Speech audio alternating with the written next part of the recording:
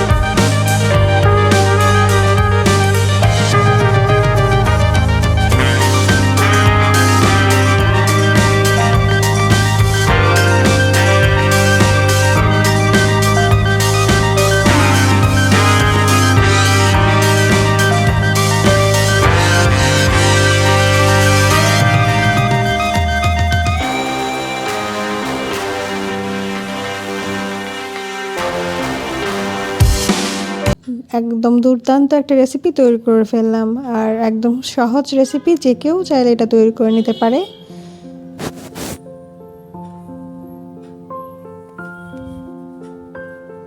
Short টাইমে কোনো recipe করতে চাইলে ছোট মাছের এই রেসিপিটা করে নেওয়া যেতে পারে। এখন আমি সেকেন্ড স্টেপে চলে যাচ্ছি। এখানে আমি আরেকটা তরকারি রান্না করে দেখাবো, 5 মিশালি ছোট মাছ দিয়ে। তার জন্য এখানে আমি ডাটা নিয়েছি আর নিয়েছি দেশি ছোট আলু। ভালোভাবে কেটে ধুয়ে রেখেছিলাম। এখন আমি এটা কড়াইয়ে দিয়ে দিলাম। আর আমি এটা হাতে মাখিয়ে রান্না করব, সেজন্য আমি এখানে 1 কাপ পেঁয়াজ কুচি আর কাঁচামরিচ কুচি দিয়ে দিচ্ছি।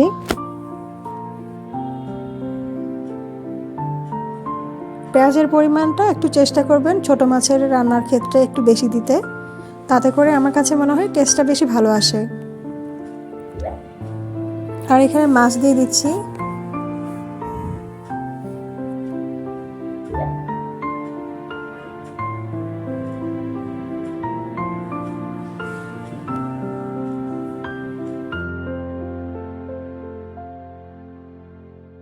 স্বাদমতো লবণ দিয়ে দিলাম।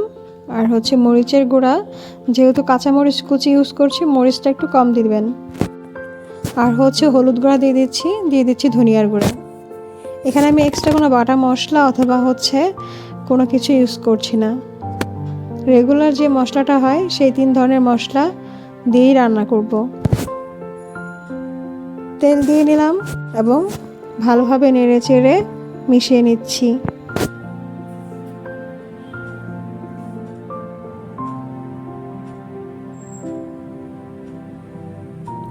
ছোট মাছ রান্না করার ক্ষেত্রে কিন্তু সময়টা খুবই কম হয়, সেজন্য পানির পরিমাণটা একটু কমিয়ে দিতে হবে। এখানে আমি অল্প পানি দিয়ে দিব।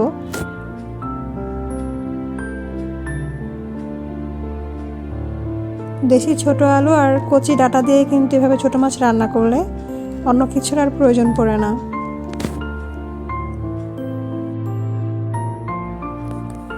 বাংলাদেশের বাঙালিরা মূলত মাছে ভাতে বাঙালি, প্রচুর মাছ খায় বাংলাদেশের বাঙালিরা। আর মাছের রেসিপির মধ্যে ছোট মাছের রেসিপি সবার কাছে অনেক জনপ্রিয়, আমার যেটা মনে হয়।